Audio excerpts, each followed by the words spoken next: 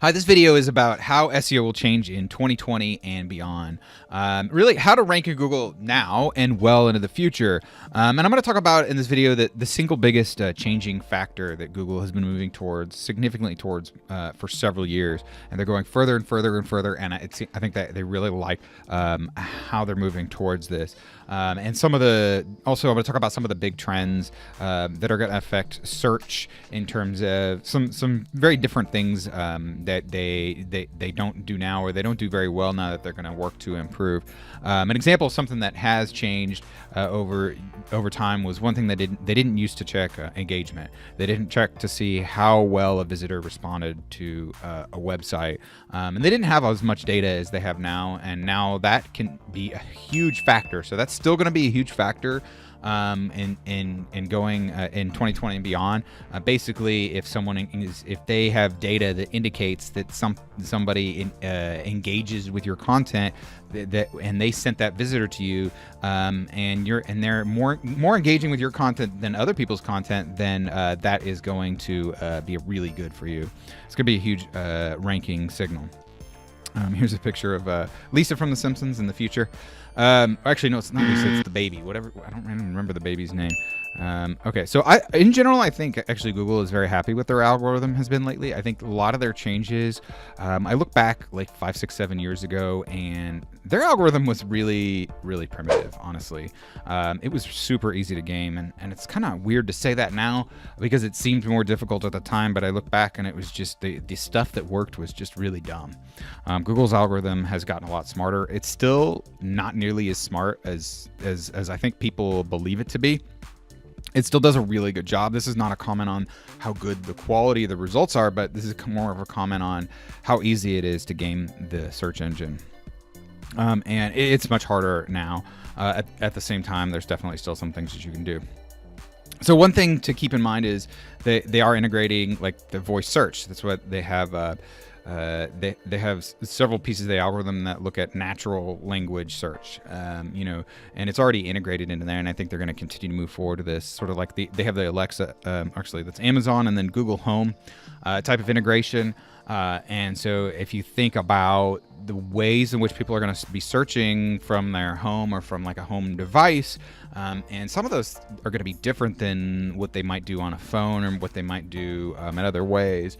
We're going to have more and more voice searches and of different types. I think people, will also be, integrate more with the car and stuff like that and on the go. And so really thinking about what are some different search phrases that people would speak, and under what different contexts are they going to speak, and creating content around that where you target it with the title and the URL and the H tags of a specific page to answer that specific query is going to provide a lot of long-term value for your business. Now, this isn't going to fit for every business, but for a lot of businesses, it will. Okay, rich snippets. Really, maybe this is, there's kind of two different parts of this. I'm going to talk about the second part down here, but basically they're giving answers within the search results. Google thinks of themselves essentially like a knowledge engine, or at least for a significant amount of things. And there's a lot of searches where you can just ask it a question and it'll just give it to you. So if I ask like, how old is George Clooney?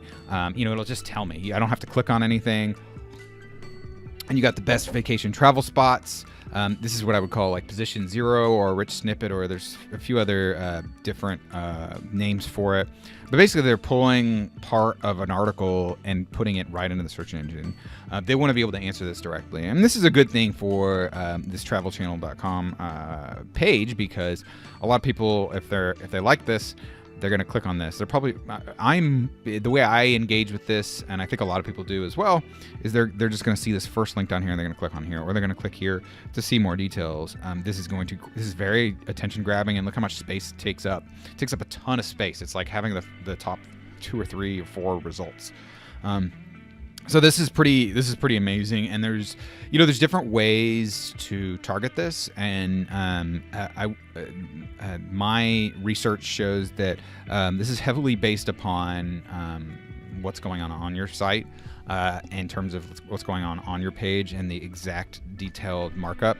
and you basically have to be on the first page. So if you want to steal one of these results, the best thing that I would do would be, if you're not ranking anywhere near the first page, it's going to be pretty difficult. But if you're like on the first page and someone else has a result like this, go there and check out what they do and try to kind of mimic some of the pieces that Google's pulling in. It's a little more complicated than that, but that's the most I can give right there. And then they have like people also ask, and there's other things where they're kind of, if you think about what Google's search results used to look like a long time ago, it was basically just simple, just like these are the 10 pages.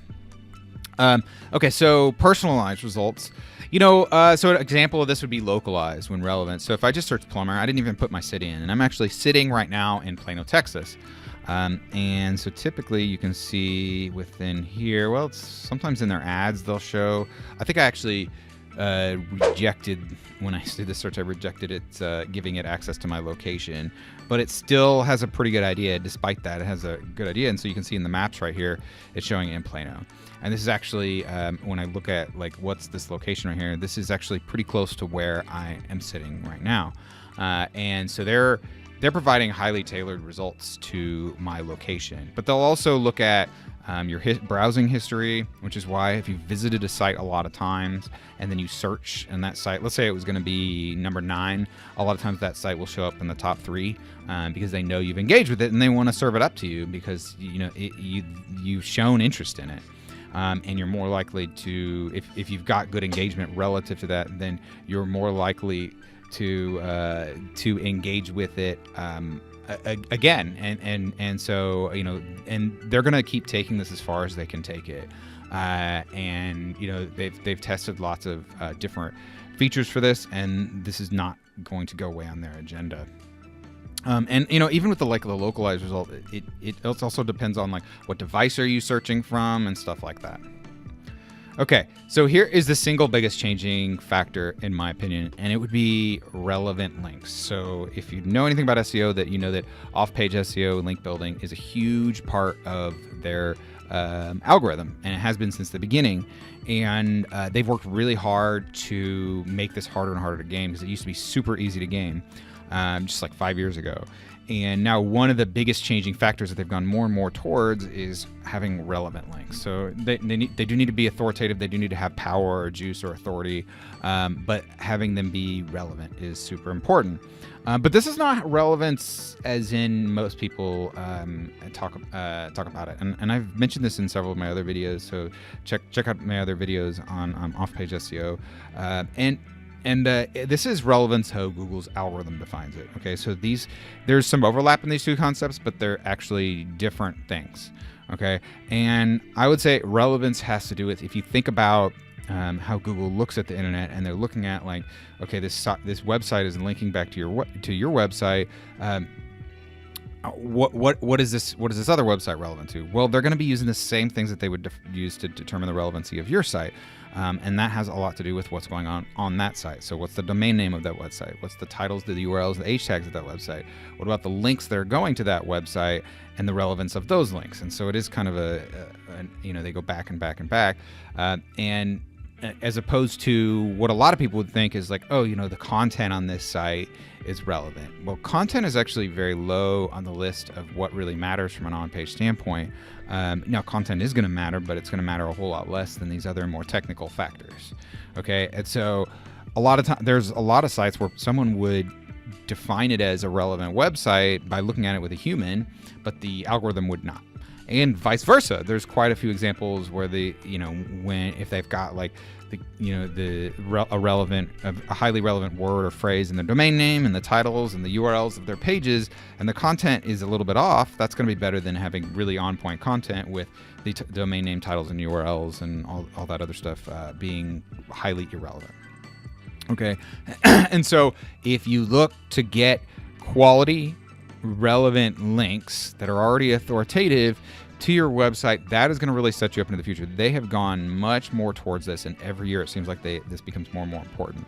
And where the biggest advantage here is that a lot of people don't understand what they define relevance as in what a human would define relevance, and not as in what like a Google algorithm would define relevance. So I highly recommend that. So thanks for watching. If you like this video, please like it. If you want more videos like this, please subscribe to the channel. And if you have any questions or comments, or you think this is great or you think this is stupid, please feel free to just leave a comment below and I will respond to it. Thanks for watching and have a great day. Bye.